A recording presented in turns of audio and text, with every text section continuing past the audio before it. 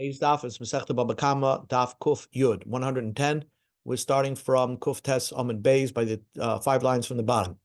Tanur Rabbanim, rabbis taught, Minayin, how do I know? L'koyin shabo umakriv karbanoisav b'chol eis, v'chol shah sheyirtza.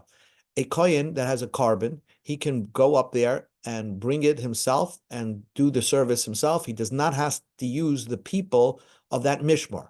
A mishmar is, as you know, there are 24 mishmaris, 24 groups. Each group of kahanim took the service of the Beis Hamikdash for that week.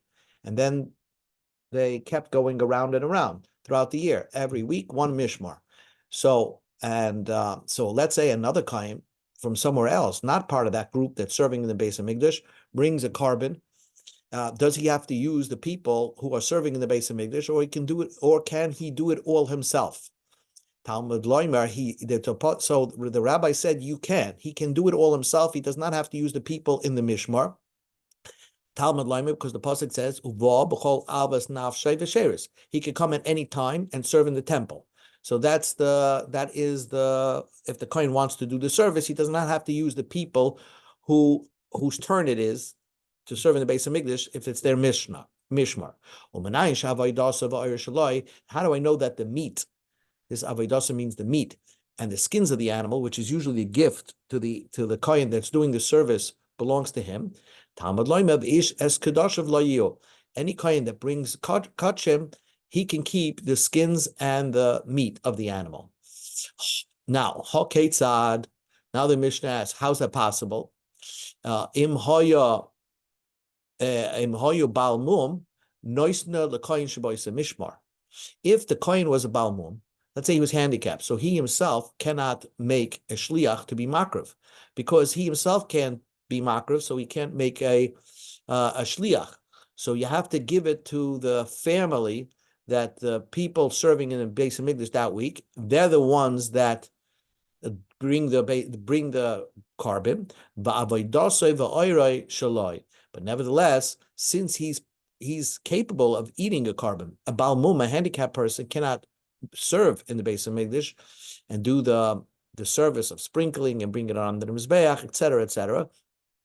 But nevertheless, they are permitted to eat the kachim. They're permitted to eat the meat and the skins of the animal. So therefore, he, if he's a handicapped person, could keep the meat and the skins of the animal despite using the service of the people who are serving in that mishmar that week.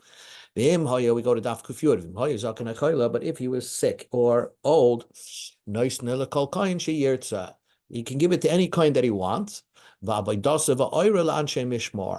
And the meat and the skins have to be for the mishmar. So this is just the opposite of a balmum, whereas a balmum has to use the people and that mishmar, and he gets to keep the meat and the skins. Here, if the kohen was old and sick, so then the kohen can give it to anyone he wants, but the meat and the skins have to be shared amongst the people who are serving in the Beis Hamikdash, the people of the mishmar.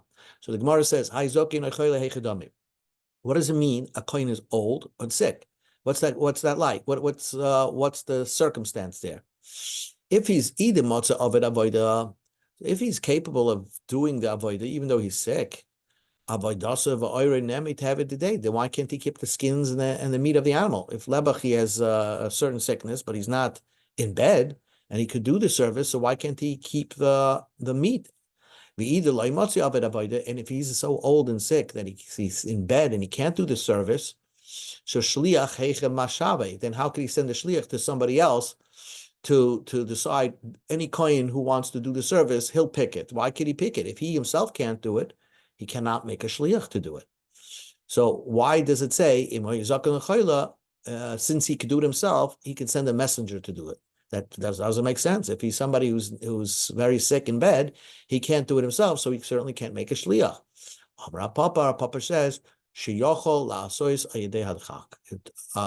we're talking about a sick and old person that if he pushed himself very hard, he can actually do the service. And the service that if he does it by pushing himself, that is a service. Therefore, he can make a shliach. That answers why, if he's a zakin achayla, since if he pushed himself, he can do the service himself. he can make a shliach to decide, and not whichever kind he wants to do the service. Achila, but eating, he can't eat. Why? If we're talking about a sick person that if he puts something in his mouth, he'll be nauseated by it. So that is not a kosher eating of karbonas. Achila gasa lav kalamu. Eating achila gasa, the gluttonous eating, is not considered eating. And now these karbonos have to be eaten. So therefore, you have to give it to the group that's serving the base of English, and they divide it up. Therefore, the service and the skins belong to the people of the group serving in the base of English that week.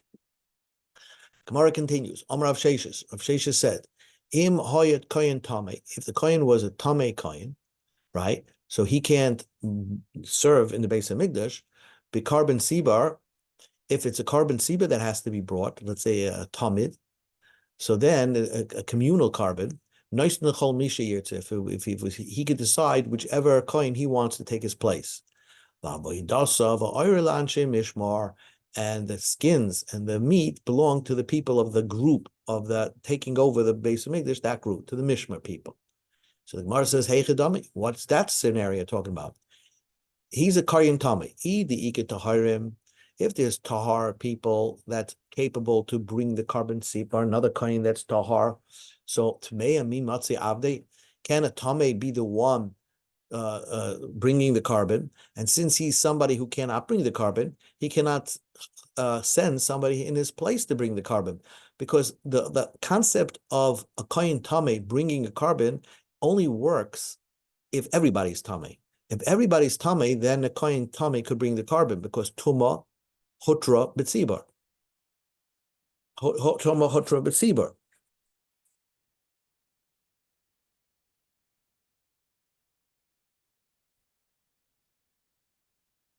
So the Gemara continues, V'ida like it taharim. So if there is no tahars to do the carbon sibar, so this kain tame can do it himself.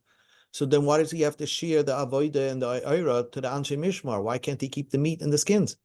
He shouldn't be allowed to keep the skins, because who's going to eat it?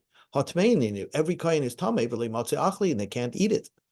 Rav explained, we will say, every kain is tamei, so no kain can bring the carbon sibar. So therefore, if it was this kain tamei's turn, he could do it himself, or he can send somebody in his place to eat the carbon. There were a few baling mumen kohen who are handicapped, who are tar in that mishmar. They're the ones that could eat the meat and the skins, and that's how you're going to resolve what Rav Sheshes said. Amar Rav Ashi says, Im hoya kohen gadol oinen. Let's say the kohen gadol, he became an oinen. He lost his father right then, and if he lost his mother, noishnin the chol kohen yirtza, he can give it to any kohen that he wants. He can say, you take over this carbon, you shecht it, and the meat and the skins have to be shared to the Anshe Mishmar. So the Ma'ikam Ashmalan, what is it Chiddush? Of course, a Kohen Gadol can be makriv when he's an Oine. You see, a regular Kohen, if he loses a parent, he cannot bring the carbon. He cannot be the one doing the service, and therefore he can make a shliach. But a kohen gadol who is an oinin, he could do it technically himself. So therefore, of course, he can make a shliach for somebody to take his place. So this idea of Rav Ashi is actually a mishnah. Kohen gadol makrav oinin. Kohen gadol could even makrav a carbon when he's an oinin. The eino eichel, he can't eat it. Bein choylek lechel erevin, doesn't even take a part of it at night when he's not an oinin anymore after the kavura. But the bottom line is the concept of Rav Ashi was already taught in a mishnah. And says the Gemara, Salta, I would have thought, the Kohen Gadol. When did the Torah allow the Kohen Gadol to be makrav and oinim, the kroivehu, that he himself does it? Yes, then we'll make an exception. I would think that he cannot make a shliach for somebody to take his place. That's kamashmalan. That is the chiddush of Rav Ashi. If a Kohen Gadol decides that he doesn't want to be makrav when he's anointed, he can give it to any Kohen that he wants. Mishnah continues, someone steals from a ger and then he swore that he didn't steal it. And then he admitted it. Umeis, but the ger died. So he brings the keren, the chaimish, he gives it to the kahanim as a gift. V'asham le'mizbeach, and he brings a carbon asham to the mizbeach, because the pasuk says, "V'ain le'ishkoil." If the person that you stole from is not related to any Jew, he's just a ger, he has no children. Lahashiv ha'asham alive, to return the principal back to him. Ha'asham hamushav l'Hashem, the principal that's returned to the Eibishter, l'kohen, belongs to the Kahanim. Malvad ela kapur mashachapa boy olav. The pasuk says, besides bringing a carbon asham, you bring the money, the keren and the chaimish, you give that to the Kohanim. So that's a gift to the Kahanim that they receive the gezel hager. Oyamales a kesef as ha'asham umeis. A kesef yinosin lebana va'asham yira achi stoiv v'yimach iplu damel v'nidava. Let's say he was ready bringing the money and the carbon asham, and the gazlan died. So then what do? So when your person dies, there's no kapara after your death. So hakesef yinosin lebana, you return the money back to his kids, the kids of the gazlan, and you don't give it to the kahanim. The animal that he wanted to bring as a carbon asham, yira'achi's dove, you give it, let it to pasture till it gets a moon. And you sell it, and the money should fall as a donation, as in the kayetz mizbeach, or like say the oilers, some oilers that they used to bring when the mizbeach was not busy. Nosan hakesed lanche mishmor meis, but once you already gave the money to the people in the mishmar, to the kahanim, and they die, the Yoshim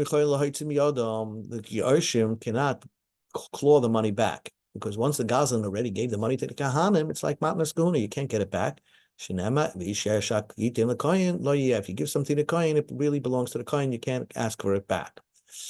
Now, let's say you gave the money to Yehorev. Yehorev was the mishmar that served, let's say, in the first week, but you didn't get a chance to bring the asham you to the next week, asham liyadaya, and you brought the carbon asham liyadaya. So you did the kapara in 2 different weeks. Yatsi yaitza, because you gave the money first, and then you brought the carbon asham. Asham liyadaya v'kesef liyadaya. But if you did the reverse, you brought the carbon asham first, and then you gave the kesef to yadaya, in kaima asham. If Yehorev did not be makar of the asham, then push it off. Yakrivu ibnei yadaya. Then let yadaya take the asham, mark of the asham, and also keep the money.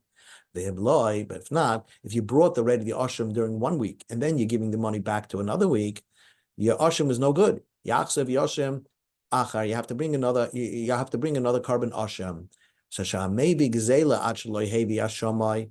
If someone brings his gezel and returns the money, but he didn't bring the asham yet, and he's bringing the asham the following week, yatsa, that works. But hebi asham, if you break your carbon first, actually hebi gzel, before you gave the money to the kahanim, lo yatsa, you're not yatsa. Nasan as a karen, you gave the principal to the kahanim. Nasan as a chaimish, you didn't give the 20%. Ein a chaimish ma'akev, the chaimish does not hold you back from not bringing the carbon asham. You could bring the carbon asham, and then when you still owe that 20% to the kahanim, but still the asham will be okay. Tana Rabbanan, the pasuk says, "Asham zakeren hamushav zachayish." Let's look at the pasuk. The pasuk is over here. Ha'asham hamushav lashem lakoyin. What is this word asham? Asham, we're teaching, means the principal, and hamushav is the 20%. All belong to the kohen, besides the carbon asham. So the Brisa says, maybe the asham in that pasuk means the animal. What's the nafkamina if you call the word asham as the principal, or you call the asham as the carbon? Either way, you're going to have to give back the principal to the kahanim, and either way, you're going to have to bring a carbon. That's written in the pasuk. This comes. You would think that we don't hold up like Rava, but the answer is we do hold like Rava, because the Amar Rava said, "Gazel hager shechzira balayla liyotze, chzira lechatzoin liyotze." This money that you're returning, the gezel hager money that you're giving to the kohanim, you can't give it at night. And you cannot even give it piecemeal. You have to give it completely during the day, 100% during the day. My time, the Torah compares the money that you're giving to the kahanim to a carbon asham. And therefore, just like a carbon is not brought at nighttime, so giving the money, you can't give the money at nighttime. You have to give it actually during the daytime. So, the fact is that because the Torah already talked about the El HaKippurim, the ram that's going to be mechaper, so the word Asham in the pasuk refers to the principle. Now that's a funny way of calling principle. If you call a principle Asham, the guilt, the answer is because it has the same halachas like a guilt offering, that you can't give it at night. You have to give it to the Kohanim during the daytime. Tanya Idach, we learned in another Braisha, Asham zeh keren, Hamusha zeh chomish. The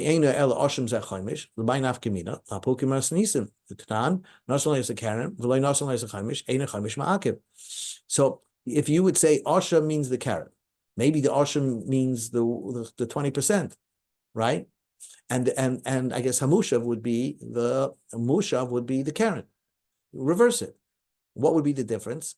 Our Mishnah says that what is the main thing? Because since the Torah since the Torah calls the Karen as Asham, that's the main thing you have to return. The 20% you can wait till later. Now, if you say that the word Asham refers to the 20%, the Chaimish, then you're going to say Adarabba, just the opposite. Chaimish Ma'akev. Chaimish is the main thing. Chaimish prevents you from bringing the carbon Asham if you didn't give the Chaimish. There's another pasuk that says, return your guilt principle, and then add 20%. So the Torah in another place calls the Asham as the principle. Asham means Karen, main principle. Tanya Ida, we learned in another brisa, Asham zeh Karen, Hamushu zeh Chaimish, Uvegezel ger akosam adaba. Maybe the Torah is talking about when you're stealing from a ger, you have the din of paying Karen and the Chaimish to the Kahanim. Maybe not. Maybe the Torah is talking about not that you stole in public from a ger, but you actually stole in private from a ger, and you Adam came and said you stole it. And the Torah is telling you that when you want to do tshuva, you have to bring the Karen and the kefil to the Kahanim.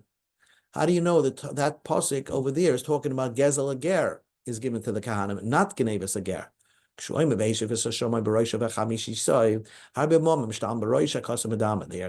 the Torah is talking about mammon that is paid in principle, the mammon hamashtamish barosh, and the Torah is not referring to a kefil situation. So what you learn from here is gezel hager, steal from a ger, where you swear and you admit guilt. So you have a keren, choimish, and asham. Karen is the main thing. Then you have to bring a carbon, and the chaimish, when you get a chance, you can bring it. But the fact that the Torah calls the Karen asham, the Torah calls paying the principal back like you're bringing a carbon. So we learned this din. Amar Rava. Rava said, "Gazel ger shechzir belayla."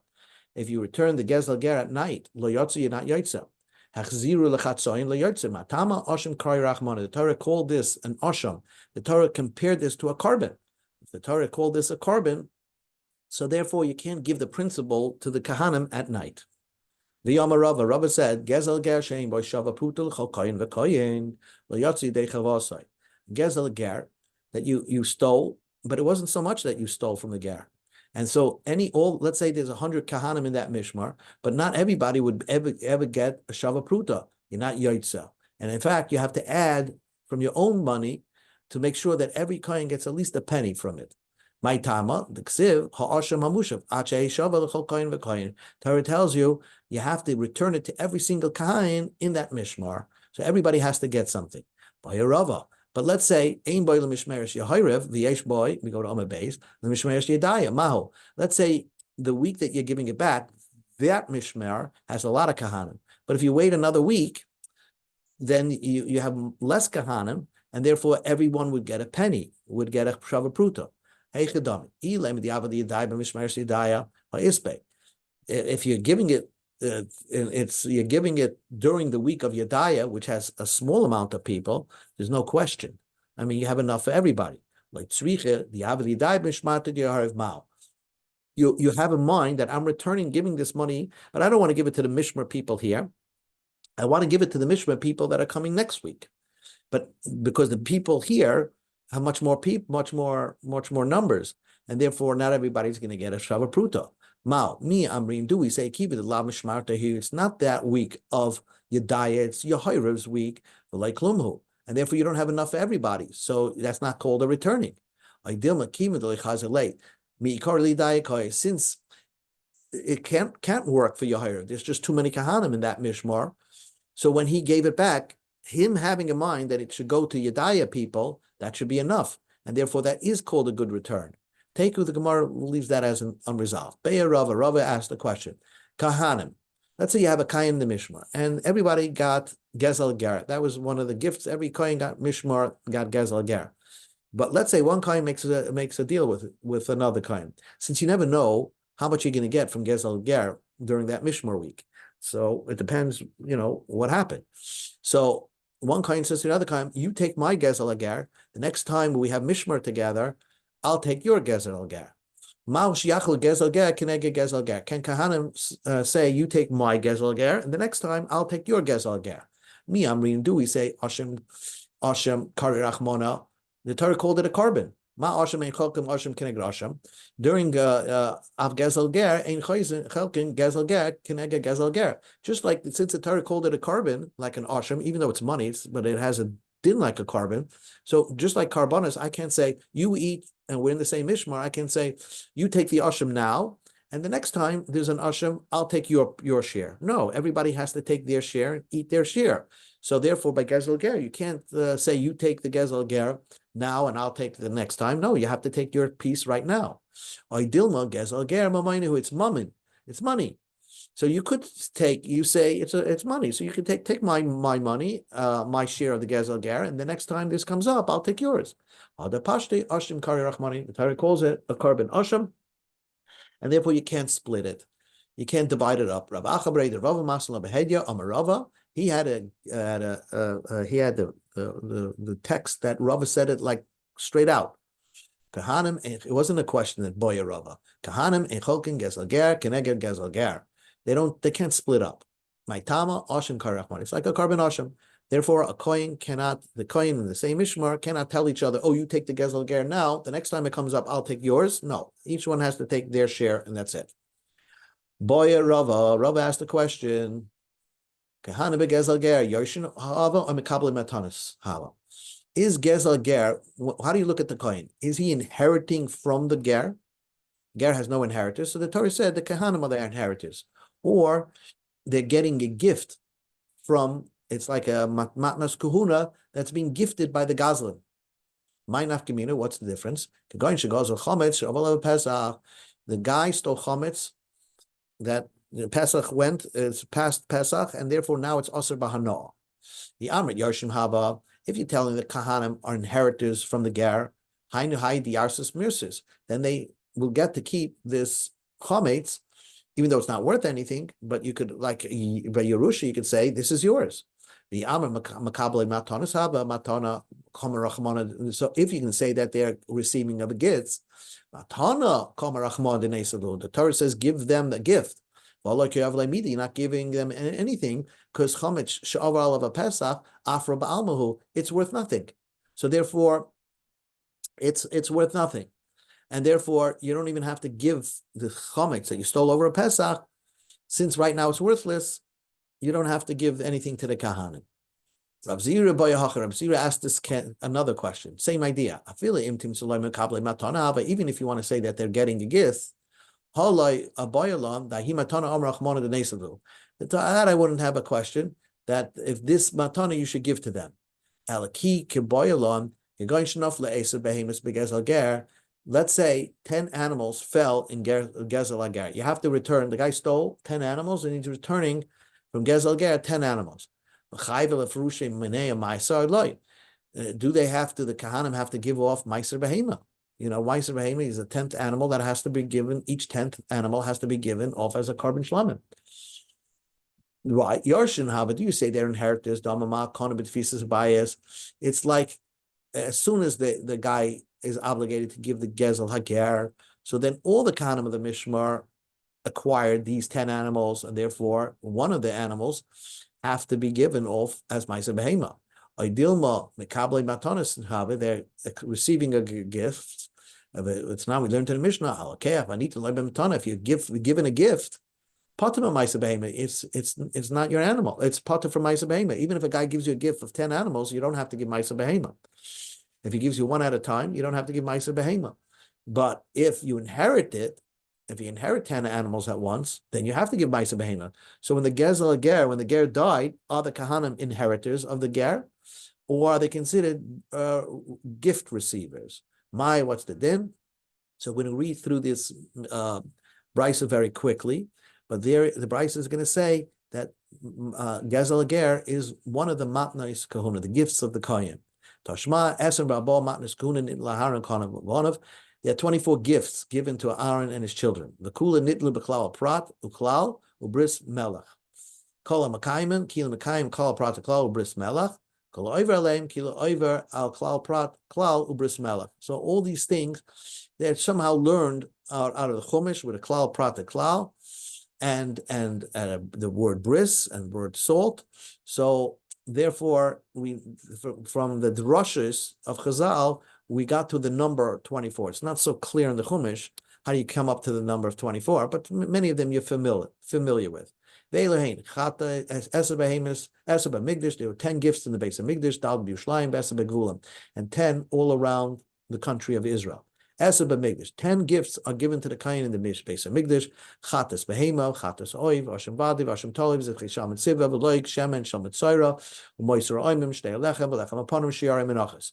So these are carbonized gifts that once the person brings their animal, whatever it is, he has to give part of that as a gift to the Kain. And that's one of the matnais kahuna, the gifts to the Kain. V'abar Yushalayim, therefore, that are given in Yerushalayim, bikurim amurim min ve'el nozav aris kachim. These are like kachim columns that are also given to the kohen. Vasar begvulim, and this is all around Israel. You have to give the following 10 gifts to kahanim. Truma, you're familiar with, trumas maisa, v'chala, reishis hagez, the first sharing, v'amatonis, upinyan aben. When you shech something, you have to give something to the kohen.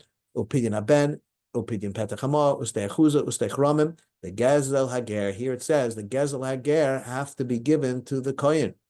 Even though it's the Kohen that's serving in the base of Migdash, it's counted as the 10 that are given to the Kehanim living all around Israel, because the Mishmar could come from anywhere in Israel. Anyway, it says clearly Gezel Hager is a matnais kahuna, a gift of the Kohen. The Kakari means matanash. So we see that they're a receiving of the gifts. And therefore, because of that, therefore, if Gezel Ger turns out to be 10 animals, right? 10 animals, you don't have to give off Meiser Behema because it's a matana. Had it been a Yerusha, that the Kahanim of the Mishmar were inheriting from the death of the Ger, then they would have to give Meiser Behema. But the Gemara concluded it's a matnas kuna, and there is no Meiser Behema.